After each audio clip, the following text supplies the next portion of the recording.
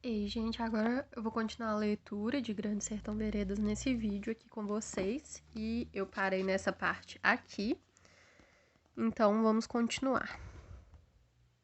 Pecados, vagância de pecados. Mas a gente estava com Deus? Jagunço podia? Jagunço, criatura paga para crimes, impondo o sofrer no quieto arruado dos outros, matando e roupilhando. Que podia? Esmo disso, queri, por pura toleima. Que, sen, que sensata resposta podia me assentar o joim, broeiro peludo do riachão do Jequitinhonha? Que podia? A gente, nós, assim jagunços, se estava em permissão de fé para esperar de Deus perdão de proteção? Perguntei, quente. Uai, nós vive, foi o respondido que ele me deu, mas eu não quis aquilo. Não aceitei. Questionei com ele, duvidando, rejeitando, porque eu estava sem sono, sem sede, sem fome, sem querer nenhum, sem paciência de estimar um bom companheiro. Nem o ouro do corpo eu não quisesse, aquela hora não merecia. Brancura rosada de uma moça depois do antes da lua de mel. Discutia alto. Um que estava com sua rede ali a próximo, de certo acordou com meu vozeio e xingou o Xiu. Baixei, mas fui ponteando opostos, que isso foi o que sempre me invocou, o Senhor sabe. Eu careço de que o bom seja bom e o ruim, ruim. Que de um lado esteja o preto e do outro o branco, que o feio fique bem apartado do bonito e a alegria longe da tristeza. Quero os todos pastos demarcados. Como é que posso com este mundo? A vida é ingrata no macio de si, mas traz a esperança mesmo do meio do fel do desespero, ao que este mundo é muito misturado. Mas João Bexiguento não se importava. Duro homem jagunço como ele no cerne era, a ideia dele era curta, não variava. Nasci aqui, meu pai me deu minha sina, vivo, jagunceio, ele falasse. Tudo poitava simples. Então eu pensei, por que era que eu também não podia ser assim, como o Joim? Porque, veja o Senhor o que eu vi. Para o João Bexiguento, no sentir da natureza dele, não reinava mistura nenhuma deste mundo. As coisas eram bem divididas, separadas. De Deus, do demo, foi o respondido por ele. Deus a gente respeita, do demônio se esconjura e aparta. Quem é que pode ir divulgar o corisco de raio do borro da chuva, no grosso das nuvens altas? E por aí eu mesmo mais acalmado me ri, ele era engraçado. Naquele tempo também eu não tinha tanto o estrito e precisão nestes assuntos, e o Joem contava casos. Contou, caso que se passou no sertão Jequitinhão, no arraial de São João Leão, perto da terra dele, Joem. Caso de Maria Mutema e do padre Ponte. Naquele lugar existia uma mulher, por nome Maria Mutema, pessoa igual às outras, sem nenhuma diversidade. Uma noite, o marido dela morreu, amanheceu morto de madrugada. Maria Mutema chamou por socorro, reuniu todos os mais vizinhos. O arraial era pequeno, todos vieram certificar. Sinal nenhum não se viu e ele tinha estado nos dias antes em saúde apreciável, por isso se disse que só de acesso do coração era que podia ter querido morrer. E naquela tarde mesma do dia dessa manhã, o marido foi bem enterrado. Maria Mutema era senhora vivida, mulher em preceito sertanejo. Se sentiu, foi em si, se sofreu muito, não disse. Guardou a dor, sem demonstração. Mas isso lá é regra, entre gente que se diga, pelo visto a ninguém chamou atenção. O que deu em nota foi outra coisa, foi a religião de Mutema que daí pegou a ir à igreja todo santo dia, afora que de 3 em 3 agora se confessava. Dera em carola, se dizia, só constante na salvação de sua alma. Ela sempre de preto, conforme os costumes, mulher que não ria, esse lenho seco, e estando na igreja não tirava os olhos do padre. O padre, Padre Ponte, era um sacerdote bom homem, de meia idade, meio gordo, muito descansado nos modos e de todos bem estimado. Sem desrespeito, só por verdade no dizer, uma pecha ele tinha, ele relaxava. gerara 3 filhos com uma mulher simplória e sacudida que governava a casa e cozinhava para ele, e também acudia pelo nome de Maria, dita por aceita alcunha a Maria do Padre. Mas não vá maldar o Senhor maior escândalo nessa situação com a ignorância dos tempos. Antigamente, essas coisas podiam. Todo o mundo achava trivial. Os filhos bem criados e bonitinhos eram os meninos da Maria do Padre, e em tudo mais o Padre Ponte era um vigário de mão cheia, cumpridor e caridoso, pregando com muita virtude seu sermão e atendendo em qualquer hora do dia ou da noite, para levar aos roceiros o conforto da santa hóstia do Senhor ou dos santos óleos. Mas o que logo se soube e disso se falou era em 2 partes, que a Maria Mutema tivesse tantos pecados para de 3 em 3 dias necessitar de penitência de coração e boca, e que o Padre Ponte visível tirasse desgosto de prestar a ela pai ouvido naquele sacramento, que entre 2, só 2 se passa e tem de ser por ferro de tanto segredo resguardado.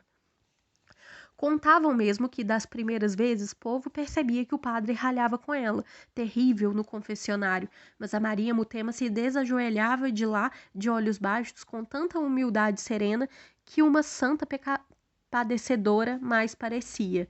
Daí aos 3 dias retornava, e se viu bem que Padre Ponte todas as vezes fazia uma cara de verdadeiro sofrimento e temor, no ter de ir a Junjo escutar a Mutema.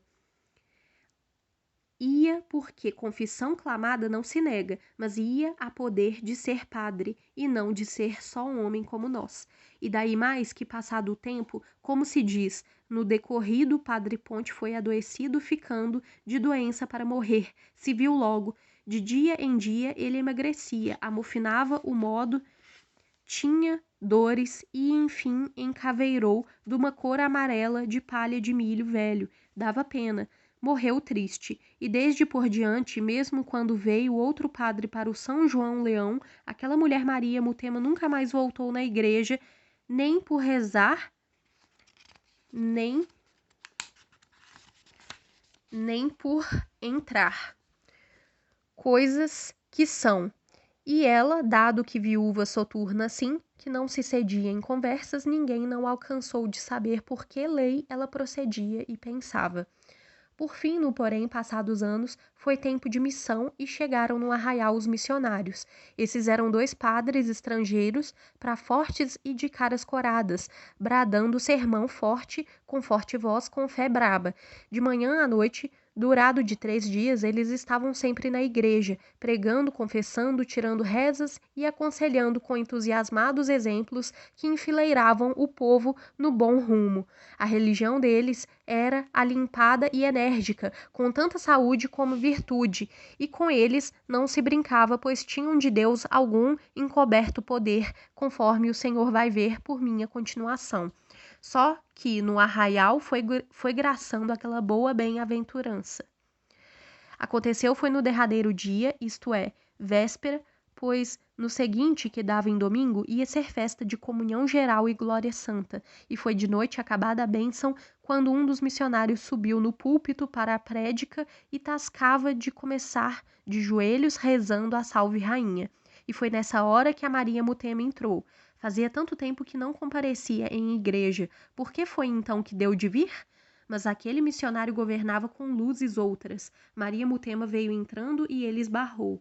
Todo o mundo levou um susto, porque a Salve Rainha é oração que não se pode partir em meio, em desde que de joelhos começada tem de ter suas palavras seguidas até o 3 fim.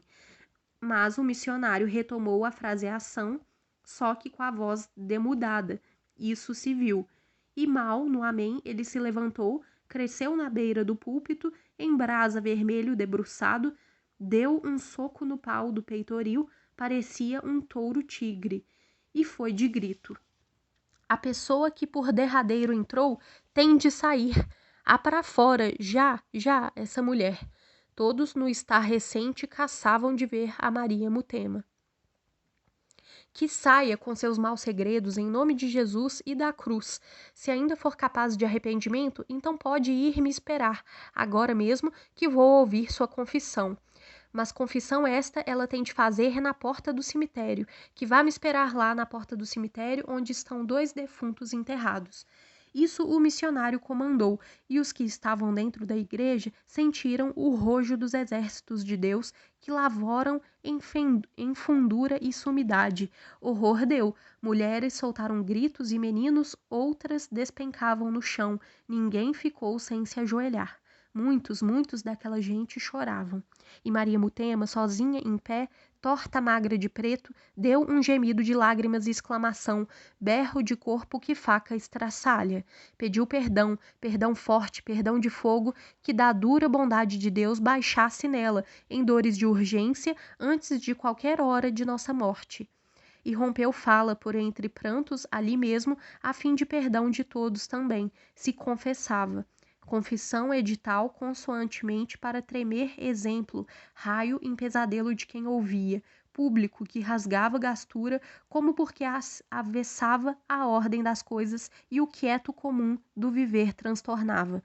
Ao que ela, onça monstra, tinha matado o marido e que ela era cobra, bicho imundo, sobrado do podre de todos os estercos, que tinha matado o marido aquela noite sem motivo nenhum, sem mal feito dele nenhum, causa nenhuma, porque nem sabia, matou enquanto ele estava dormindo, assim despejou no buraquinho do ouvido dele, por um funil, um terrível escorrer de chumbo derretido.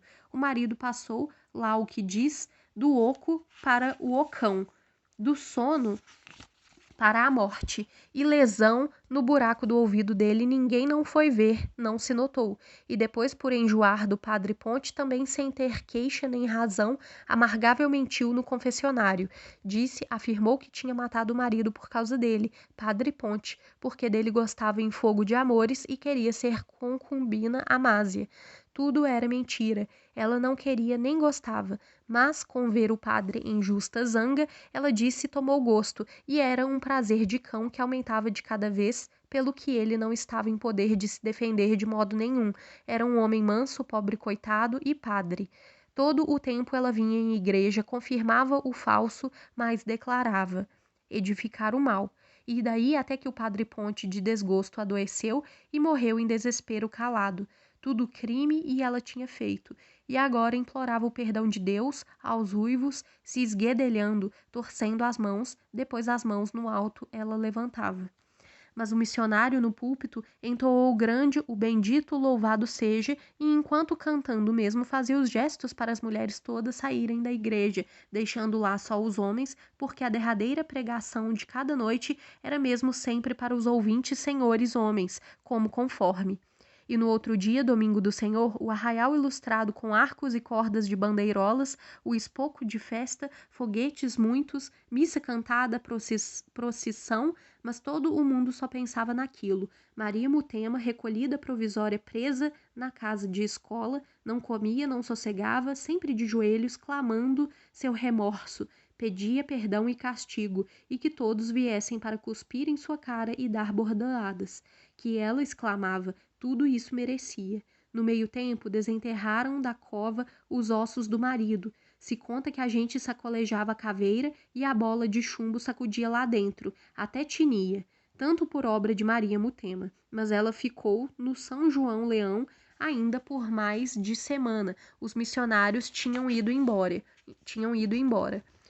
Veio autoridade, delegado e praças, levaram a Mutema para culpa e júri na cadeia do Araçuaí. Só que nos dias em que ainda esteve, o povo perdoou, vinham dar a ela palavras de consolo e juntos rezarem. Trouxeram a Maria do Padre e os meninos da Maria do Padre, para perdoarem também, tantos surtos produziam bem-estar e edificação. Mesmo pela arrependida humildade que ela principiou em tão pronunciado sofrer, alguns diziam que Maria Mutema estava ficando santa. E foi isso que João Bexiguento a mim contou, e que de certo modo me divagasse. Mas foi ele acabar de contar e escutamos o assovio combinado dos nossos, e demos resposta. Era um que chegava, o Paspe, se aparecendo macio dos escuros com a alpercata sem barulho e o rifle em bandeirola. Ele tinha formado para Esparrela com Titão Passos, agora vinha trazer notícia dos dele, seguidos para se juntarem no covo do Capão e pedir ordens. Rio de homem, esse Paspe. que não temia nem se cansava. Contou que aquilo que era para estratagemas deu foi em por água abaixo, porque os bebelos tinham botado expiação ou tomado o faro. Assim o inimigo contornando, em vez de vir simples e tochando resposta antes de pergunta, fogo feio. 2 mortos, 2 titãopassos, companheiros bons, mais 3 muito feridos. Guerra tinha disso também. Ah, e Zé Bebelo mesmo estava lá, no comando daqueles em sua dita pessoa? Perguntei. De certo que estava, a cujo o Paspe falou e pediu logo quem tivesse um golinho de cachaça. Devo então que perguntei por Diadorim, puro por perguntar, sem esperanças de informação, e mesmo más notícias eu ainda tinha o receio de ouvir. Serviço que me foi, o Paspe me respondeu.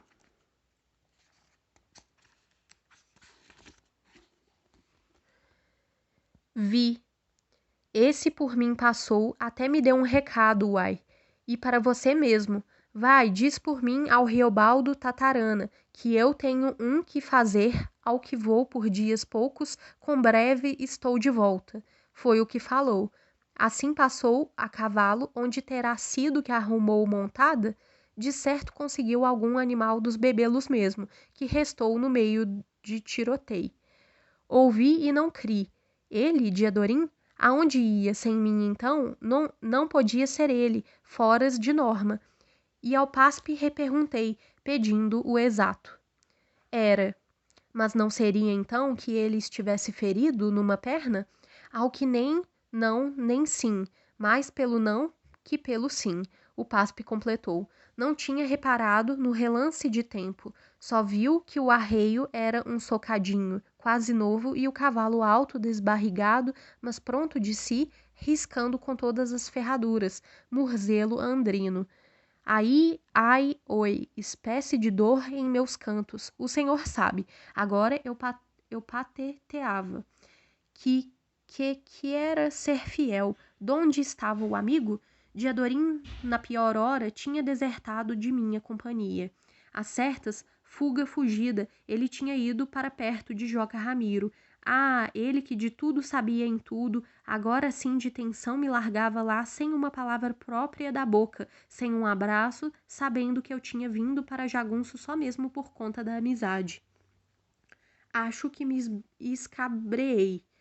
De sorte que tantos pensamentos tive de uma viragem que senti foi esfriar as pontas do corpo e me vir o peso de um sono enorme, sono de doença, de malaventurança,